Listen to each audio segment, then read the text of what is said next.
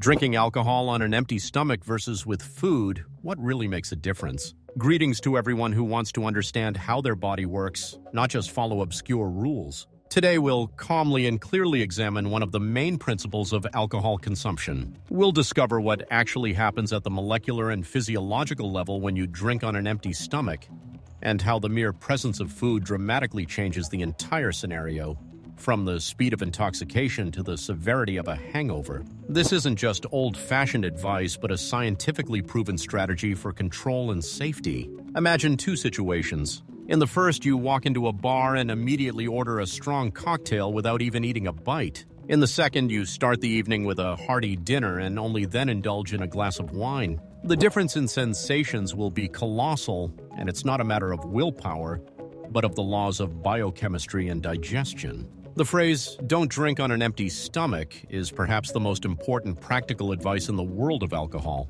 one that always works for everyone. But why? What's so magical about food? It turns out that it acts not just as a sponge absorbing alcohol, but as an active regulator that restructures the entire process of ethanol absorption. It influences the rate at which it enters the bloodstream, the distribution of the load on the liver, the extent of damage to the mucous membranes, and ultimately the price your body will pay for the morning's fun. Ignoring this rule is a direct path to a rapid, uncontrollable loss of control, severe food poisoning, and a painful hangover. Let's explore how food changes the rules of the game and how to use this knowledge to your advantage. To fully understand the fundamental role of food, it's necessary to carefully trace the metabolic pathway of the ethanol molecule from the oral cavity to the systemic circulation and understand how food intake influences this process at each stage. Alcohol is a unique substance as it begins to be absorbed in the oral and esophageal mucosa, but these doses are insignificant. The main drama unfolds in the stomach and duodenum.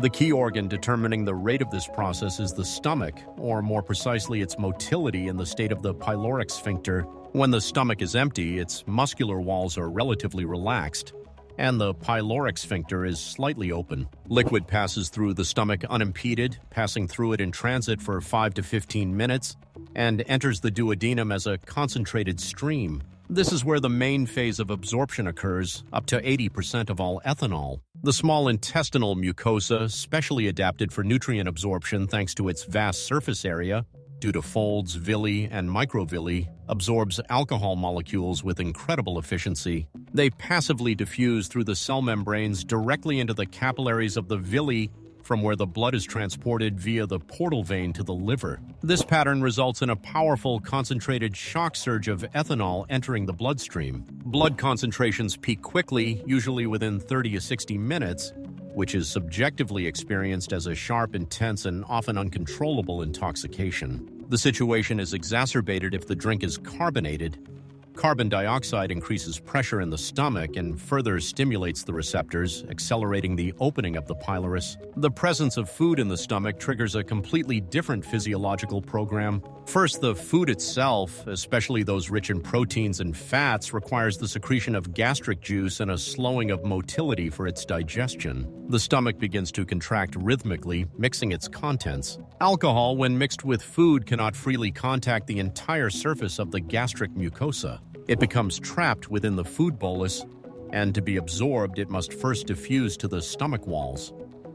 This process occurs, but much more slowly. Secondly, and most importantly, the presence of food, especially fats and large particles, activates stretch receptors and chemoreceptors in the stomach walls. They signal the nervous system, which in response tightly closes the pyloric sphincter. This evolutionary mechanism allows the stomach to retain food for complete chemical and mechanical processing. Now, the evacuation of the contents into the intestines does not occur all at once, but in portions, as each part of the food bolus is ready. Consequently, alcohol enters the duodenum not as a concentrated front, but in small, distributed doses. This dramatically alters the kinetics of ethanol's entry into the blood. The peak concentration is significantly lower and spread out over time. The liver, the body's primary metabolic plant, is able to process ethanol gradually, converting toxic acetaldehyde into acetic acid, preventing its dangerous accumulation in the blood. Thus, food acts not simply as a mechanical barrier, but as an active physiological regulator, shifting the process from emergency intoxication mode to controlled metabolism mode. The difference is comparable to pouring a bucket of water on the floor in one motion or forcing the same water through a complex system of dams and sluices. The result is the same, but the consequences for the downstream, the body, are completely different. The impact of food on alcohol consumption goes far beyond simply slowing its entry into the bloodstream. Food actively interferes with the biochemical processes of ethanol metabolism, altering the load on key organs and determining the overall picture of intoxication and its consequences. When alcohol enters the body on an empty stomach, it creates acute stress on the liver. This organ is the primary processor of ethanol using the enzymes alcohol dehydrogenase, ADH, and aldehyde dehydrogenase, ALDH. When a large dose is consumed suddenly, the enzymatic systems are overwhelmed, leading to a dangerous accumulation of an intermediate breakdown product, acetaldehyde. This substance is tens of times more toxic than ethanol itself, and is the direct cause of many symptoms of severe poisoning and hangovers, nausea, tachycardia, flushing, and general weakness. By slowing the absorption of alcohol, snacks allow the liver to function normally rather than in emergency mode. A constant but moderate load allows enzymes to process ethanol along the chain, preventing critical accumulation of acetaldehyde. This is a fundamental change in the biochemistry of the process. Different food components influence this process differently, acting as allies in detoxification. Fats, for example, serve more than just a mechanical function. They require bile production for their digestion and slow gastric emptying, creating that very physical barrier to alcohol. But even more importantly, certain fatty acids can have a hepatoprotective effect, gently supporting liver cells under metabolic stress. Proteins and complex carbohydrates play a different but no less important role. Their digestion is an energy-consuming process that itself retains their contents in the stomach. Furthermore, amino acids derived from proteins and stable glucose from complex carbohydrates provide the liver with additional resources and substrates for its enzymatic systems and recovery processes. This can be compared to giving factory workers not only time to process an emergency order, but also additional raw materials and fuel. Simple carbohydrates, sugar, represent a dual category. On the one hand, they can provide a quick feeling of satiety and temporarily slow the effects of intoxication. On the other hand, their excess, especially when combined with alcohol, leads to sharp spikes in blood glucose levels. A rapid rise is followed by an equally rapid decline, which aggravates hangover symptoms such as weakness, tremors, dizziness, and irritability. Thus, the right snack not only slows down the alcohol consumption, but also creates a favorable biochemical environment in the body for its safer and more efficient processing, reducing the overall toxic impact. Differences in the rate of alcohol absorption and metabolism depending on food intake lead to dramatically different effects, which manifest both at the time of consumption and many hours later. These effects affect both short-term and long-term health, forming a comprehensive picture of the risks associated with drinking alcohol on an empty stomach. At the moment of consumption, the key difference is the nature of intoxication. Drinking alcohol on an empty stomach causes rapid, intense, and difficult-to-control intoxication. Due to the sudden surge in ethanol levels in the blood, a person can quickly move from mild euphoria to severe intoxication, bypassing the moderate mood elevation phase. This dramatically increases the risk of losing control of behavior, making rash decisions, injury, and developing acute poisoning, including alcoholic coma. When alcohol is consumed with food, intoxication develops gradually. A person has time to feel and recognize the increasing effects, allowing them to stop in time. Motor control and speech are maintained longer, and the sensations are more manageable and predictable. In addition to its effects on the central nervous system, an empty stomach is exposed to direct chemical attack. Concentrated alcohol, especially strong alcohol, aggressively irritates the mucous membrane, stimulating excessive secretion of gastric juice. This leads to discomfort, heartburn, and with regular consumption to the development or exacerbation of gastritis and peptic ulcers. A snack, when mixed with alcohol, reduces its concentration and softens the irritant effect, protecting the gastric mucosa. Also, high peak ethanol concentrations in the blood achieved when consumed on an empty stomach have a more toxic effect on liver cells, hepatocytes, and brain cells, damaging cell membranes and impairing their function. The morning after effects or hangover also directly depend on how the alcohol was consumed. A hangover after drinking on an empty stomach is guaranteed to be more severe and complex. Firstly, due to the rapid and massive ingestion of ethanol, the body experiences severe dehydration and electrolyte loss, which manifests as severe dry mouth, headache, and muscle weakness. Secondly, the overloaded liver is unable to metabolize acetaldehyde, and its elevated blood levels persist longer, causing prolonged nausea, tachycardia, and general malaise. Thirdly, the lack of food aggravates hypoglycemia, a drop in blood sugar, leading to tremors, sweating, and a feeling of fatigue. When drinking alcohol with a snack, these effects are much less pronounced. A hangover, if it does occur, is usually milder as the body has had the opportunity to process the alcohol more evenly and has the resources to do so. Over the long term, regular alcohol consumption on an empty stomach creates cumulative health risks. It contributes to the rapid development of alcohol dependence as the brain becomes accustomed to the rapid and powerful psychoactive effects. The constant stress on the liver accelerates the development of fatty liver disease, alcoholic hepatitis, and cirrhosis. Chronic gastric irritation leads to persistent gastrointestinal diseases. Therefore, the habit of drinking on an empty stomach is not simply a matter of one rough morning, but a factor that significantly increases the risk of chronic diseases and fosters a dangerous pattern of alcohol consumption.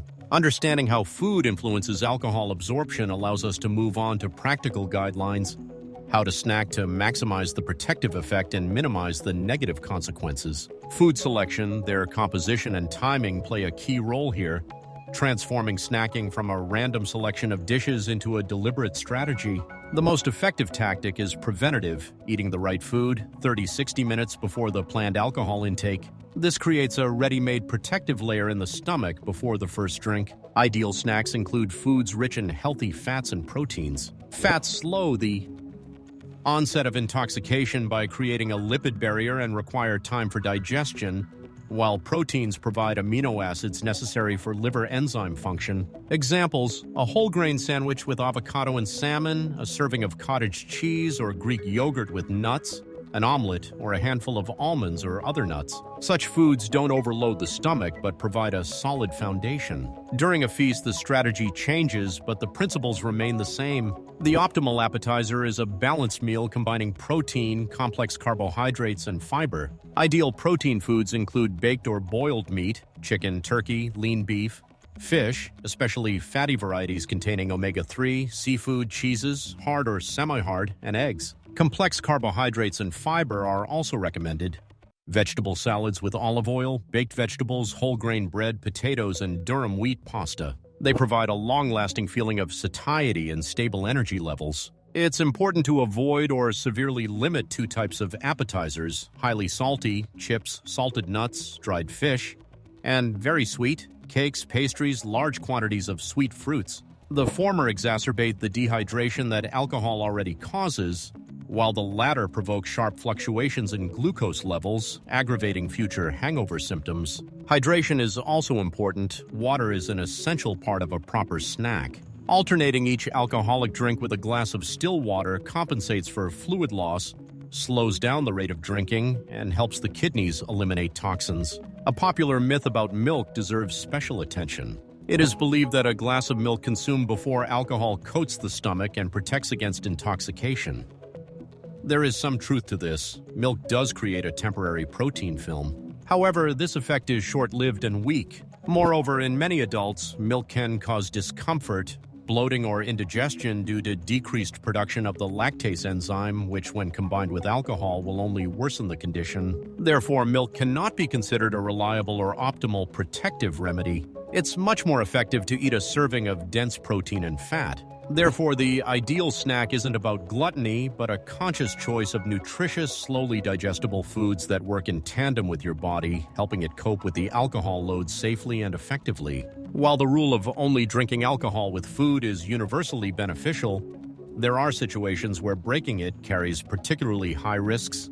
and circumstances where some flexibility is permissible without catastrophic consequences. Understanding this context allows one to apply this knowledge more rationally and avoid the most dangerous scenarios. It's extremely critical to adhere to the rule of drinking alcohol only after a substantial meal in several key situations. The first and most important is the consumption of strong distillates, whiskey, vodka, rum, tequila, moonshine, in significant quantities. The high concentration of ethanol in these spirits, when consumed on an empty stomach, guarantees not only rapid and intense intoxication, but also a high risk of chemical burns, acute intoxication, and a severe prolonged hangover. The second critical situation is the consumption of sparkling wines, champagne, prosecco, cava. As we already know, carbon dioxide greatly accelerates absorption. Consumed on an empty stomach, such a drink leads to almost instant and difficult-to-control intoxication, often taking a person by surprise. A third dangerous scenario is participating in tastings, festivals, or long banquets where a variety of drinks are planned to be sampled, even in small quantities. Mixing different types of alcohol is already a strain on the liver, and on an empty stomach, this strain becomes excessive, dramatically increasing the risk of poisoning and a severe hangover.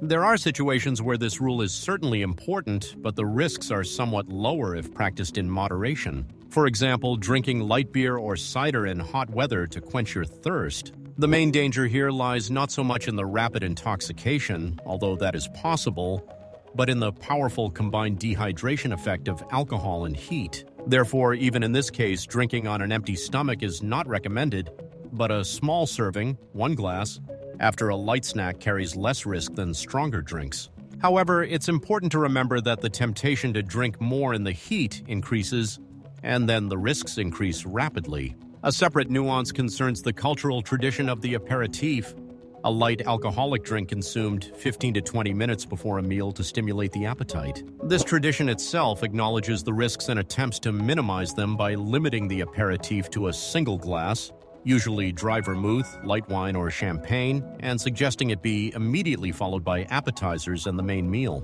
Thus, the aperitif is not an exception to the rule, but an adaptation.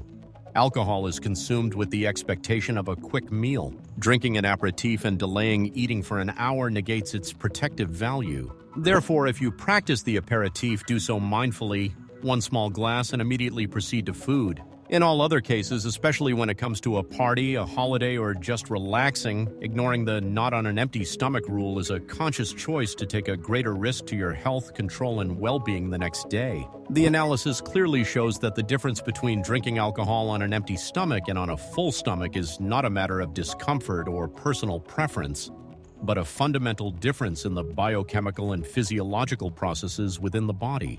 Food acts as a powerful regulator, shifting the situation from emergency intoxication to controlled metabolism. The main result can be summarized in several key points. Control over the process. A snack significantly slows the absorption of ethanol, ensuring a smooth and predictable intoxication. This allows you to maintain sanity and control your behavior, reducing the risk of inappropriate behavior and injury. Organ protection. Food protects the stomach lining from irritation and the liver from overload. It gives enzymes time to fully process ethanol, preventing the dangerous accumulation of toxic acetaldehyde. Mitigation of the consequences. A substantial snack rich in protein and healthy fats is the most effective way to prevent a severe hangover.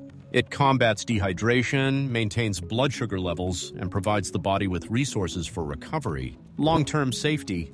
Regularly drinking alcohol on an empty stomach is a direct path to chronic gastrointestinal and liver diseases, as well as the development of alcohol dependence. Snacking is a crucial element of responsible and relatively safe consumption. The final conclusion: considering snacking a hindrance to enjoying a drink is a profound misconception. On the contrary, it is a smart and necessary tool that allows you to get maximum pleasure from alcohol with minimal harm. It is an insurance policy that ensures a bright morning after a good evening and a healthy one. Therefore, the most important toast to propose before any party is to a generous and thoughtful table. Your body will thank you.